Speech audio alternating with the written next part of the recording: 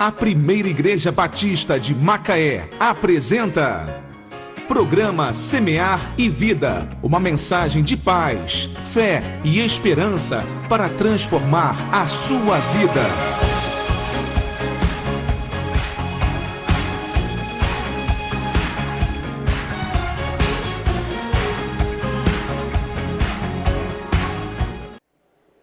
Gostaria de convidar o capitão Gerson José para assumir a bandeira brasileira. Gostaria de convidar o suboficial Paulo Barreto para assumir a bandeira dos Estados Unidos da América, representado pelos nossos palestrantes e diretores do GFI nos Estados Unidos. Gostaria de convidar o nosso querido Paulo para assumir a bandeira do Estado do Rio de Janeiro. E gostaria de pedir ao senhor Elias, junto com a sua esposa Fátima, para assumir a bandeira da cidade de Macaé. E convido a todos para se colocarem de pé. E nós vamos cantar juntos o hino nacional brasileiro, na abertura do nosso congresso. Com muita reverência, com muito temor no coração, e fazendo desse um momento de oração e intercessão pelo nosso país.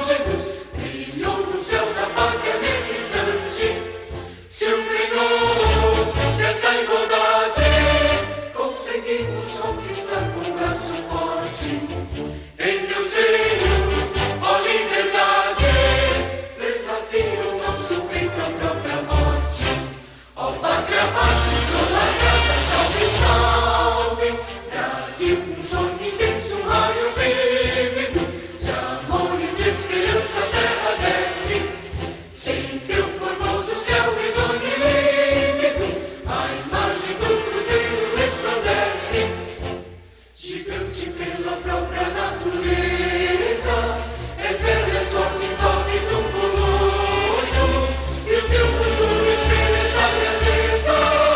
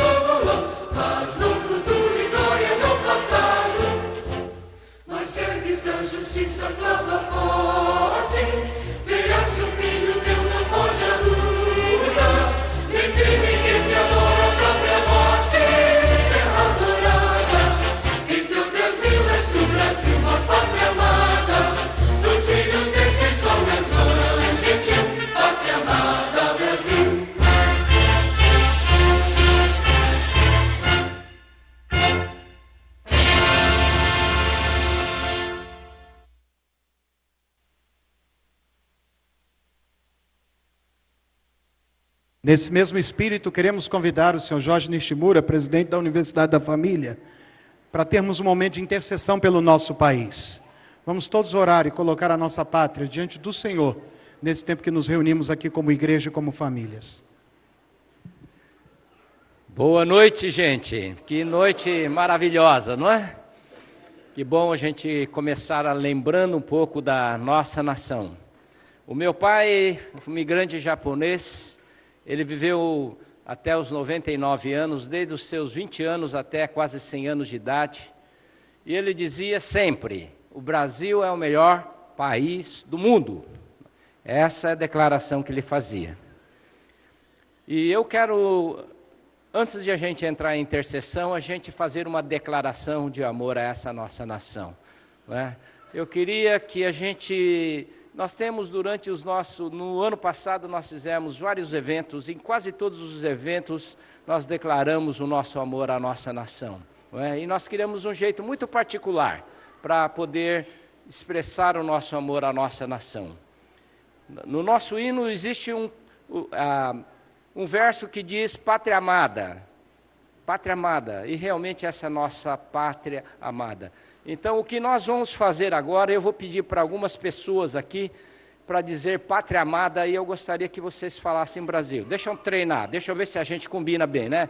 Pátria amada? Brasil. Ok, acho que vocês pegaram o jeito, né? Então, nós vamos pedir para cada pessoa dizer que pátria amada, e vocês vão dizer Brasil como uma expressão nossa verdadeira. Não é só falar da boca, mas é falar do coração. Essa terra é muito amada por todos nós.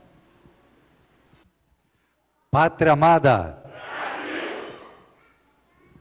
Pátria amada. Brasil. Pátria amada. Brasil. Pátria amada. Brasil. Pátria amada. Brasil. Pátria amada. Brasil. Pátria amada. Brasil. Pátria amada. Brasil. Pátria amada. Brasil! Pátria amada. Brasil! Pátria amada! Pátria amada! Brasil! Salve, Brasil! Pode acender.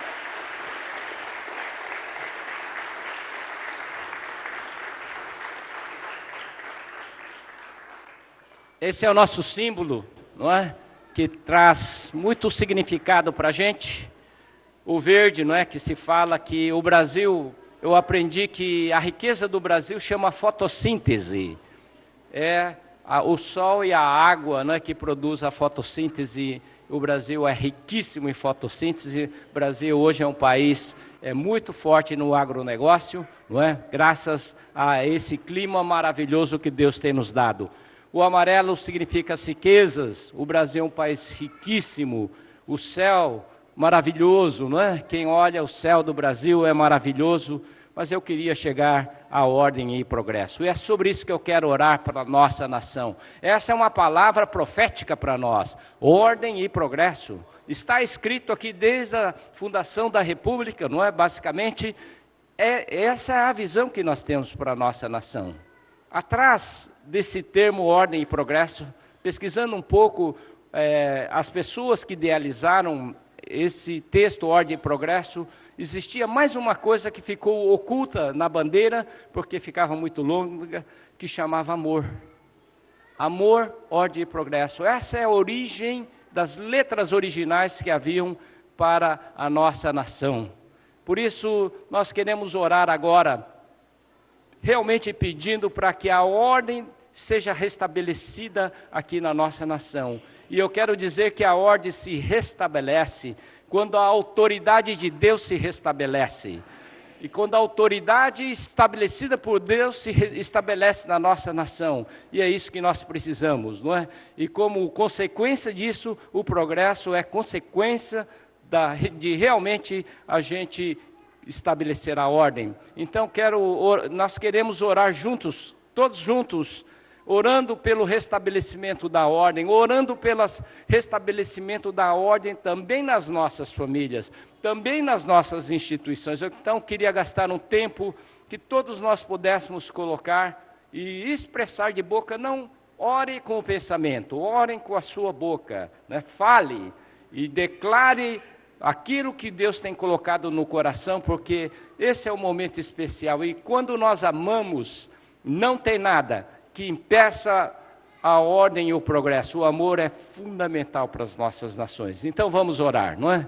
Pai querido, nós queremos orar por essa nação. Senhor, o país maravilhoso que o Senhor tem nos dado, Senhor. É um país rico, Senhor, é um país maravilhoso.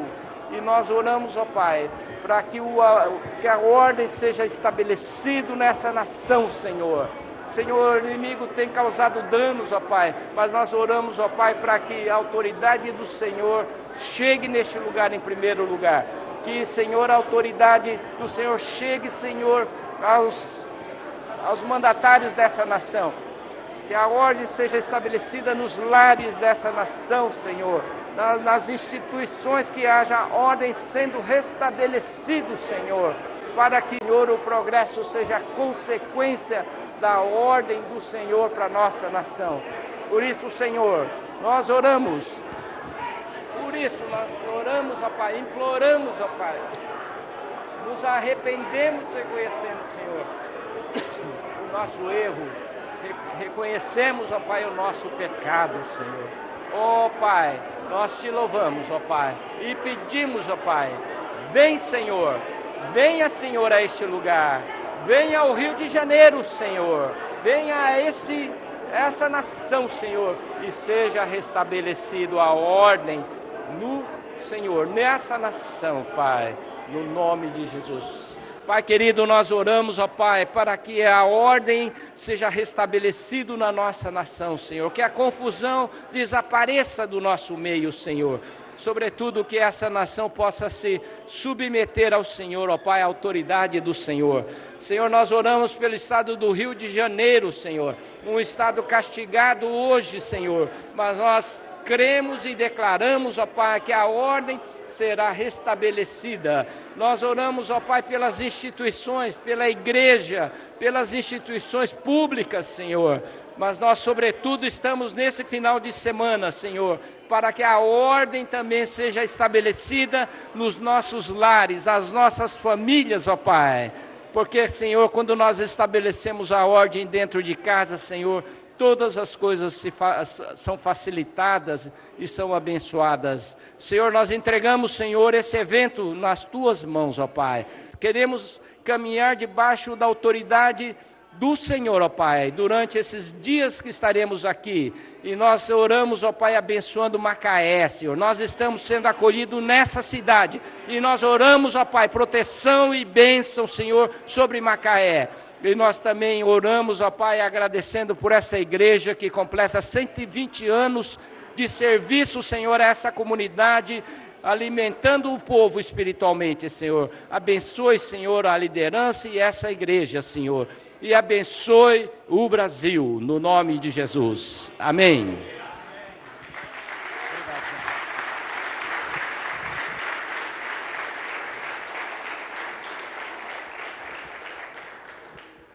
Podem tomar assento. Quero agradecer às autoridades militares que estiveram aqui presentes, os irmãos da Primeira Igreja Batista que vieram aqui também representando as Forças Armadas. Muito obrigado. Dona Norma. Vamos orar. Pai, obrigado. Esse é um momento de celebração, de alegria, de júbilo. E somos gratos ao Senhor, porque o Senhor fez tudo isso real para a nossa alegria. E agora, quando ouviremos a Tua palavra sendo lida, sendo explicada, sendo aplicada ao nosso coração, por favor, pedimos que pela Tua graça o Senhor esteja usando o Teu servo. Toma em Tuas mãos, Senhor, pastor Dinarte, e que ele ministre nesta noite a cada um de nós aquilo que o Senhor tem preparado para abençoar a nossa vida. Em nome do Senhor Jesus, amém. Amém. Obrigado, pastor. Irmãos, o versículo base do nosso congresso é o Salmo 16, verso 6. Você pode abri-lo na sua Bíblia, mas nós temos o trecho do salmo que é o lema do nosso congresso aqui. Salmo 16, verso 6. Se você puder ler junto comigo, esse trechinho do Salmo 16, verso 6 que está ali. Vamos ler juntos? Linda. Ok, vamos juntos? Linda é a minha herança. Salmo 16, verso 6. Linda é a minha herança. O salmista diz que os filhos são herança do Senhor. Quem é que recebe herança? Não, que nome leva a pessoa que recebe herança? Herdeiro. Se os filhos são herança, nesse caso, quem é o herdeiro? Os pais são os herdeiros. E a gente usa muito a palavra herdeiro em relação aos nossos filhos. Esses aqui são os meus. Mas sabe de uma coisa? Você, antes de passar herança para os seus filhos, você já recebeu. Porque você já é herdeiro de Deus por causa das heranças que o Senhor já te deu. Os teus filhos são herança do Senhor. A palavra herança é um substantivo feminino que, em primeiro lugar, é a ação de herdar ou de adquirir por sucessão, algo que passa de pai para filho. Também herança tem a ver com patrimônio, que inclui os bens, os direitos, as dívidas, deixado por alguém em razão do seu falecimento. Eu gostei dessa definição de herança. Porque tem gente que cria filho, mas só quer o bônus, não quer o ônus. A gente só quer herança se for para receber coisa boa. Quando as pessoas têm filhos e não querem ter trabalho com filho, eles não entendem o que é herança. Porque herança pressupõe trabalho, herança pressupõe compromisso, zelo. A palavra herança também significa aquilo que se transmite por hereditariedade. Nossa, parece que eu estou vendo seu pai de novo. Sabe aquele lance de pegar a foto do pai quando era criança e botar do lado da foto do filho e dizer assim, aqui, cara de um, focinho do outro. Recebe por herança aparência física e até alguns hábitos, comportamentos que não tem explicação. Herança também é aquilo que foi transmitido pelos pais, pelas gerações anteriores, pela tradição, é o legado que nós recebemos daqueles que vieram antes de nós. Essa é a definição da palavra herança, mas também tem a definição daquele conceito de herdeiros, da palavra herdeiros. Herdeiro é aquele que sucede na totalidade ou em parte da herança, seja por força de lei, seja por disposição de testamento ou sucessor. Herdeiro é aquele que recebe alguma coisa de outrem, seja por meios legais, seja por sucessão, seja até por um testamento. Herdeiro também é cada um dos filhos de um pai e de uma mãe. Herdeiro também é a pessoa que recebe algo de outrem, por transmissão, por doação, ou é aquele que sofre algo por força das contingências. Vocês viram que eu arrumei de herança? Fulano foi e deixou uma dívida, deixou um monte de problema para eu, essa foi a minha herança. Isso também é herança.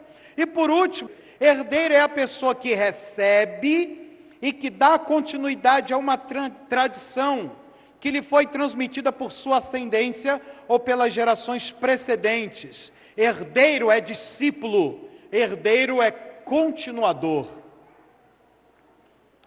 O nosso ponto de partida para o nosso tema herdeiros é o ponto de vista bíblico sobre o tema. Israel, como povo, foi levantado como herdeiro das promessas feitas pelo Senhor a Abraão, que estão em Gênesis 12, 7 e em Gênesis 13, 5, que o Senhor falou para ele assim, olha, eu farei a tua descendência herdar essa terra, que sob juramento eu prometi dar a seus pais. Em Gênesis 13, o Senhor repete a promessa dizendo, olha, a tua descendência vai herdar a terra, e Deus ainda fala para ele assim, da mesma quantidade que é o pó da terra será a tua descendência. Se você consegue contar as estrelas do céu, assim será a tua descendência. Só que tinha um problema para Abraão. Qual era o problema para Abraão? Vocês podem ler lá na tela. Qual era o problema dele? Não havia herdeiros. E aí chega um momento no capítulo 15, verso 3 de Gênesis, que Abraão vira para Deus e diz assim: de que me adianta ter herança e não ter? De que adianta ter o que deixar e não ter? Para quem deixar? Para que haja sentido no tema herdeiros, as duas coisas têm que se conjugar. É necessário haver aquilo que pode ser herdado, e é necessário também haver aqueles que herdam. Sem herdeiros não há razão de ser da herança. E sem herança nós não somos herdeiros de coisa nenhuma. Qual deveria ser a preocupação básica de Abraão? É uma pergunta que eu faço para vocês. Preparar uma herança para a sua descendência? Ou preparar uma descendência para quem deixar uma herança? Abraão tinha uma promessa de Deus, que era ter uma herança e ter herdeiros. A pergunta que eu estou fazendo para vocês é a seguinte: por onde Abraão devia começar? Trabalhando duro para levantar a herança? Ou se preocupar em levantar logo os seus herdeiros? Esse é um dilema moderno que muitos pais de hoje enfrentam. Vamos ler juntos? Os pais modernos, todos nós hoje, primeira linha.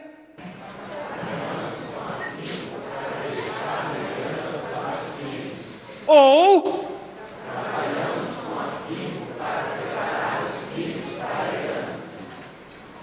e aí, Miro, o que a gente faz? Você acorda cedo, dá um duro enorme, trânsito de Curitiba.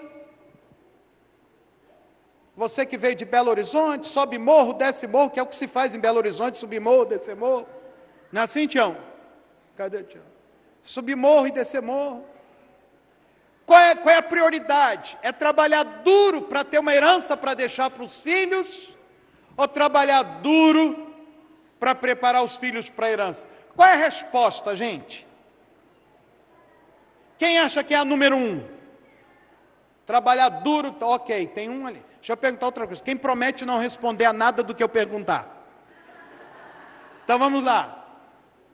Qual que você faria? Você trabalharia duro para ter uma herança para deixar? Ou trabalharia duro preparando os herdeiros? Quem vota na primeira? Só 1 até 2 até agora. Quem votaria na segunda? Quem votaria nas duas? Eu não falei que tinha essa possibilidade, né, Josemar? Para mim a resposta é um tanto óbvia. Nós temos que fazer isto e aquilo. Nós temos que trabalhar bastante, porque é assim que a Bíblia diz, que a gente tem que ganhar o pão com o suor do rosto. A Bíblia diz que é para a gente ajuntar, para a gente poupar. A Bíblia diz que é para a gente não se meter em dívida, né, Paulinho? Agora, o equilíbrio entre as duas coisas é que não é muito fácil, irmãos. Não é fácil você conseguir ser um homem que trabalha duro, ganha o seu dinheiro, levanta o sustento da sua família, a educação dos seus filhos, adquire seu patrimônio e ao mesmo tempo encontra tempo para preparar esses filhos para o futuro deles. Por favor, vamos ler de novo comigo aqui a paternidade, vamos todos? A paternidade e vencido. Esse é o desafio de todo pai e toda mãe. O desafio de todo pai e toda mãe é trabalhar com afinco para levantar uma herança e deixar uma herança para os seus filhos, porque a Bíblia diz que o homem de bem deixa uma herança para os filhos dos seus filhos. Mas também todo pai e toda mãe tem que trabalhar com afinco para preparar esses filhos para aquilo que lhes está sendo reservado. Agora eu faço uma pergunta, pode trocar para mim, querida. O que era mais fácil para Deus? Dar um filho para Abraão ou preparar um pai para Isaac? O que era mais fácil para Deus? Fazer Abraão ser pai e dar a ele um filho? Ou preparar um bom pai para Isaac? Essa pergunta já é mais difícil, né? Você sabe que demorou pra caramba para Abraão poder ter o seu próprio filho. Ele fez algumas tentativas. Ele começou a cuidar de Ló, seu sobrinho, que era filho do seu irmão Arã, que morreu ainda bem jovem. Depois, ele tratava como filho um servo nascido na sua casa, lembram? Eleazar. Mas um dia o Senhor falou com ele: não, um nascido do teu lombo será o teu herdeiro. E o tempo passou e Abraão já era avançado em dias, e Sara já não podia mais engravidar. Qual era o problema? Será que estava sendo difícil para Deus dar um filho para Abraão? Ou era mais difícil preparar um pai para Isaac? Aquela frase que nós lemos anteriormente é a frase que responde a essa pergunta. A paternidade, volta para mim o slide para todo mundo poder ler de novo. A paternidade sempre será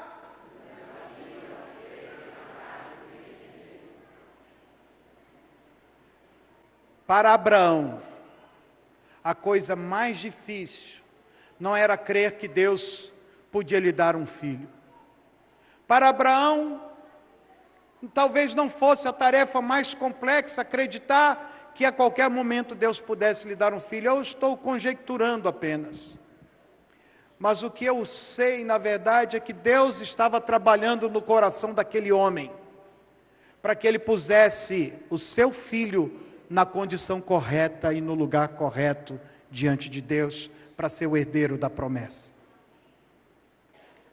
O herdeiro foi dado a Abraão anos mais tarde, e através desse herdeiro, a tão sonhada e prometida multiplicação da descendência.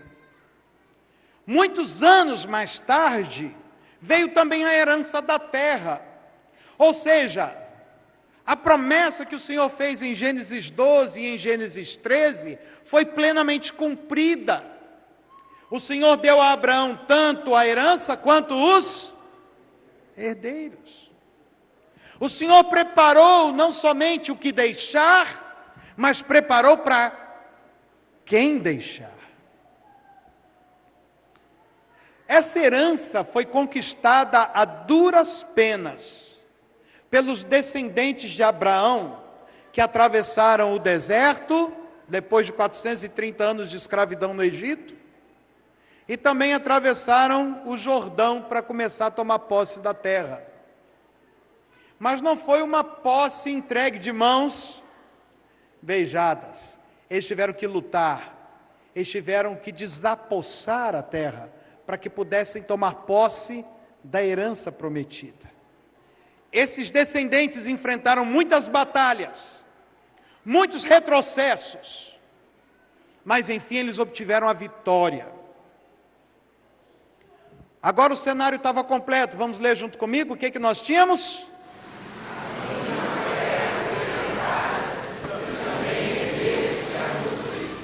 Porque o tema do nosso congresso Herdeiros só faz sentido quando nós temos algo a ser dado como herança e pessoas que a recebam.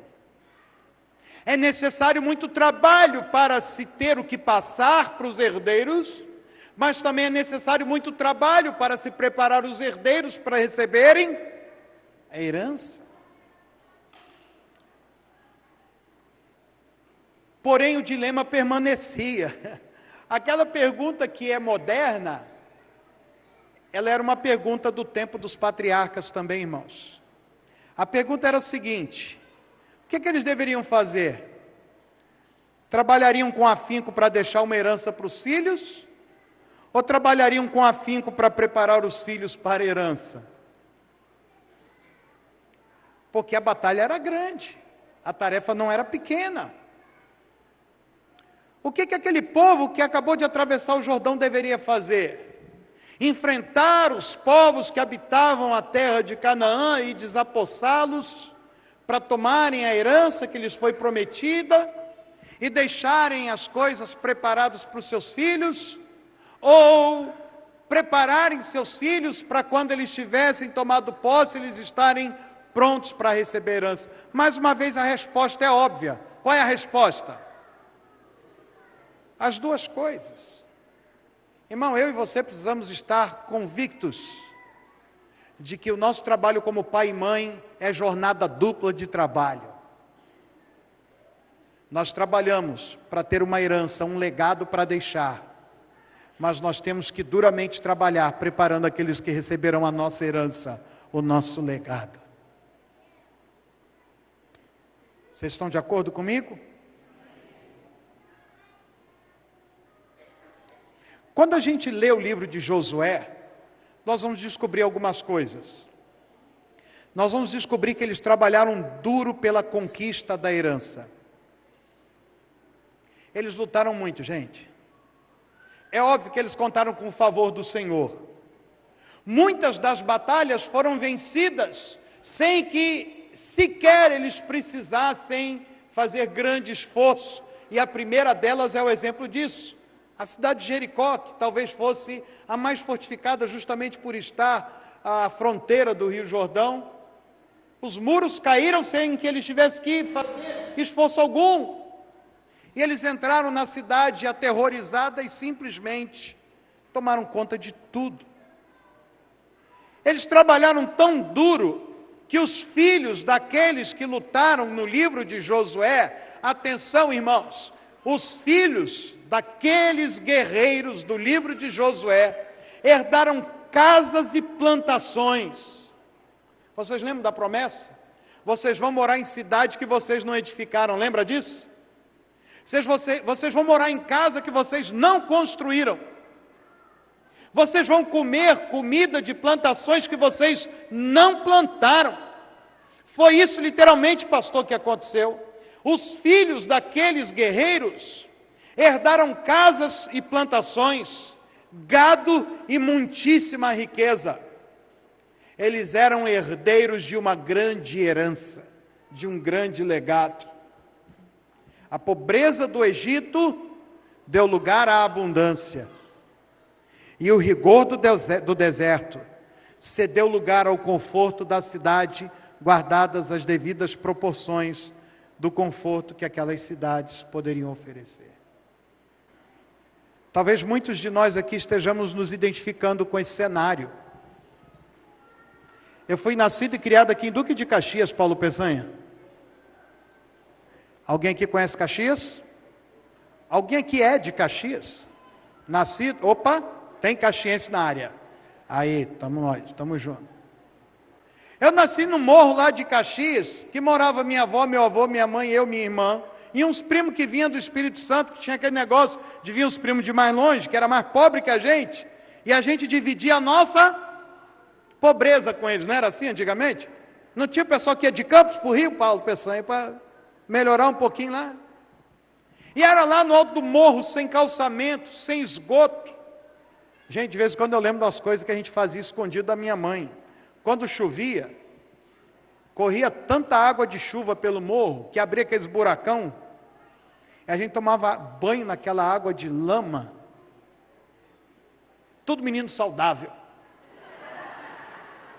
Tinha uns vermezinhos, que a gente não pode ficar falando essas coisas, né?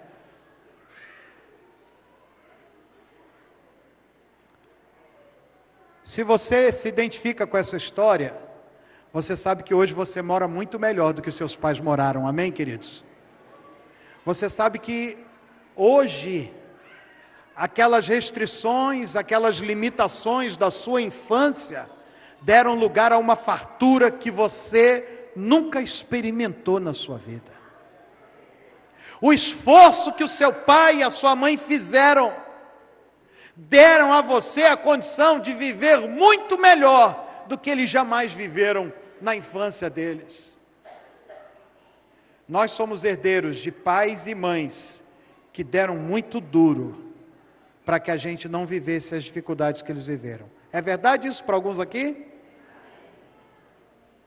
Mas eu não estou falando só dessa herança material. Eu estou usando isso para ilustrar a verdade que está por trás do texto.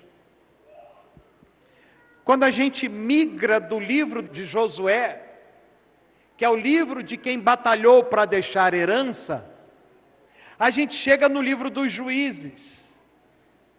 E eu estou ficando monotemático, porque eu não consigo pregar outra coisa senão isso na minha vida. A gente chega no livro dos Juízes e descobrimos uma geração de herdeiros despreparados. Nós chegamos no livro dos Juízes e encontramos gente que mora em casa que não construiu, em cidade que não edificou, que come de plantação que não plantou, que come e bebe do leite e da carne do gado que ele não criou. Mas eles estão despreparados para tanta riqueza. Nós percebemos no livro dos Juízes, querido Paulo, querida Sandra, que a herança que foi entregue àquela geração no livro dos Juízes e que foi conquistada duramente no livro de Josué, estava sendo tomada da mão deles. Tomada da mão deles. Ok, vamos recapitular. No livro do Josué, alguns dos que viveram a pobreza do Egito começaram a experimentar a abundância. Aqueles que viveram o rigor do deserto começaram a viver o conforto de casas. Mas passa uma geração, querido Edson, em que a pobreza do Egito volta a visitar os herdeiros. E que o rigor do deserto volta a fazer parte da experiência daquelas famílias. Tudo por causa de uma geração que não foi preparada para receber uma herança tão duramente conquistada.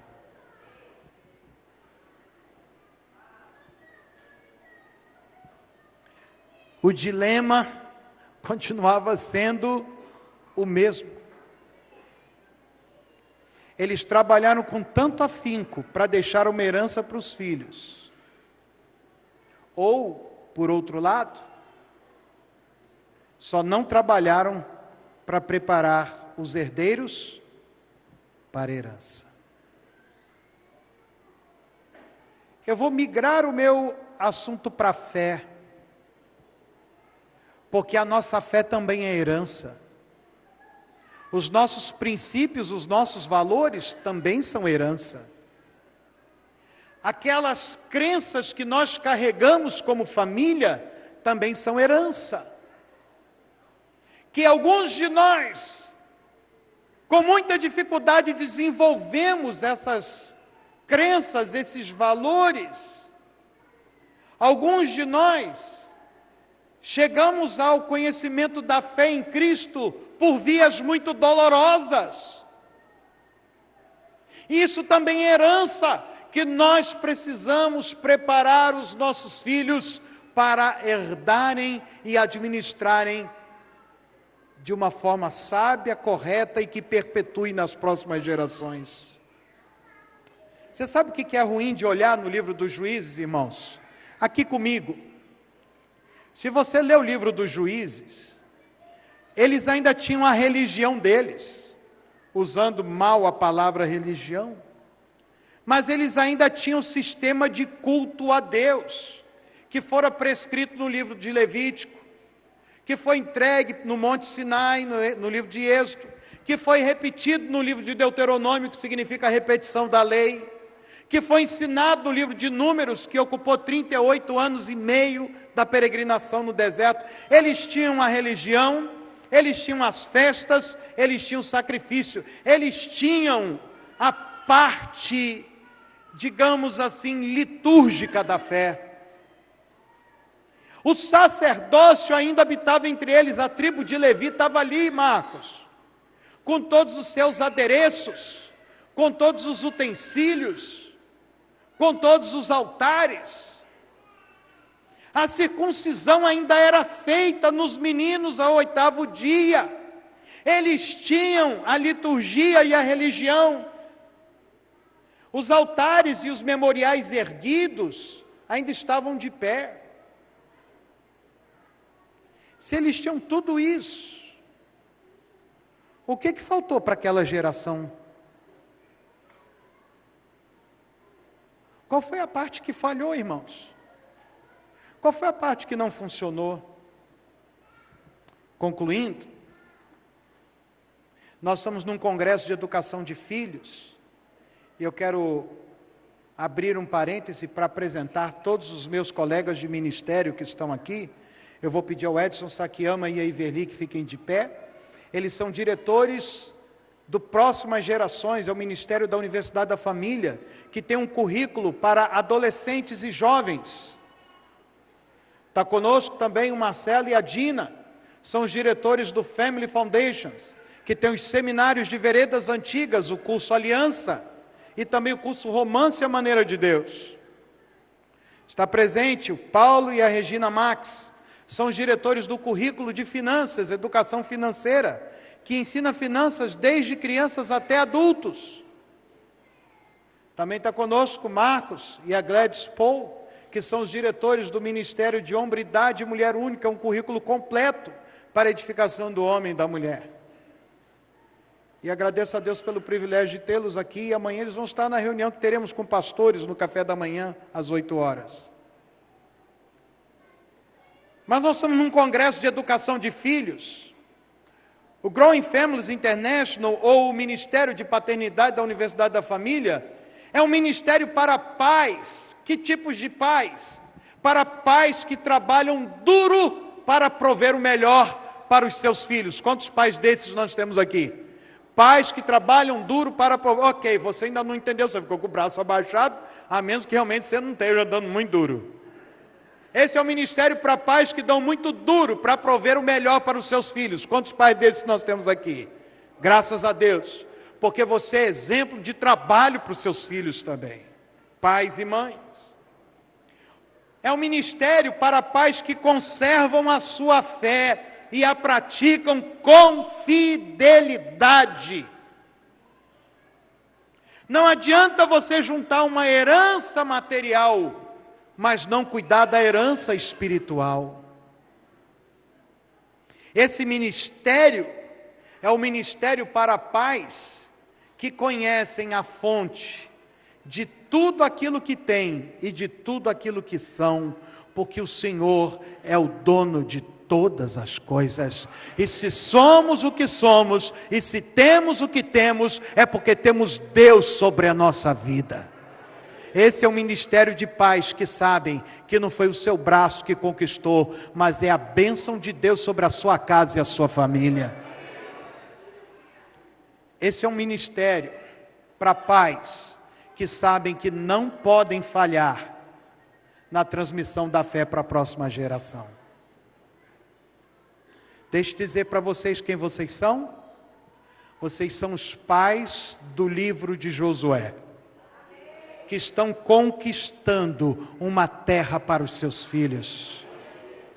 Mas vocês não podem ser os pais dos filhos do livro de Juízes, porque vocês não podem falhar na transmissão da fé.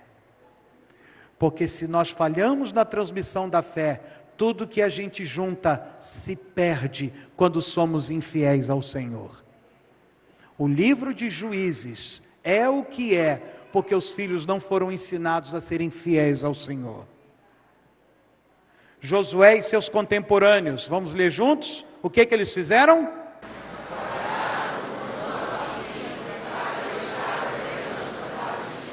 Que acabaram.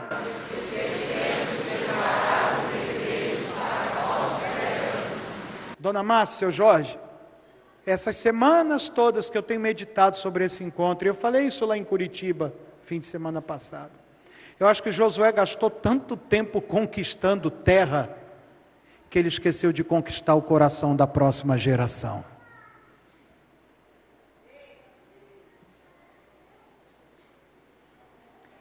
Esse é o meu incômodo nesses dias, Paulo.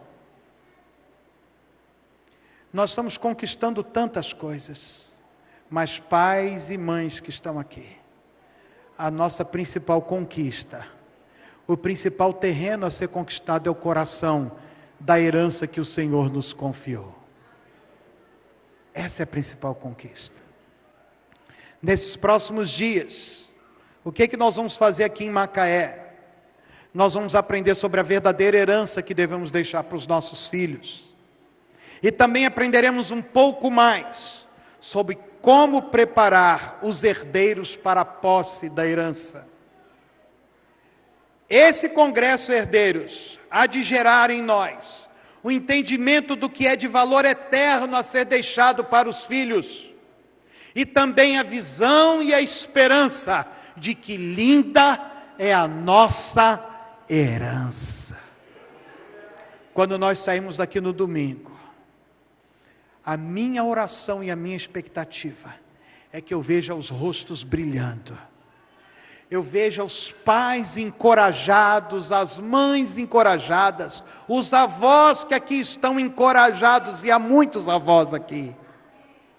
Que vocês saiam daqui com essa convicção, com essa paixão, sabendo aonde vão investir, em quem vão investir, e com a certeza de que a herança de vocês não será espoliada, a herança de vocês será preservada para a glória de Deus. Cada palestra, cada workshop, o tempo de comunhão e de amizade, a experiência de cada família GFI que está aqui, desses que trouxeram seus filhos e que têm trabalhado duro, o conceito da comunidade de pais com a mesma mentalidade, que é tão importante para nós, e sobretudo, o tempo que estaremos expostos à palavra de Deus, hão de produzir em nós essa esperança, essa confiança e essa alegria, para sairmos daqui afirmando com muito mais propriedade, que linda a nossa. Vamos ficar de pé, vamos falar isso mais uma vez, e depois nós vamos orar confiantemente. Vamos repetir então o nosso versículo, o tema do congresso, forte mesmo, bonito, viu, Beth? Vamos lá, todos juntos? Linda é a minha herança. Salmo 16, 6. E o que é a sua herança, senão aquilo que o Senhor te entregou? Herança do Senhor são os filhos, e o fruto do ventre, o seu galardão. Vamos orar ao Senhor. Pai, muito obrigado por esse início de congresso.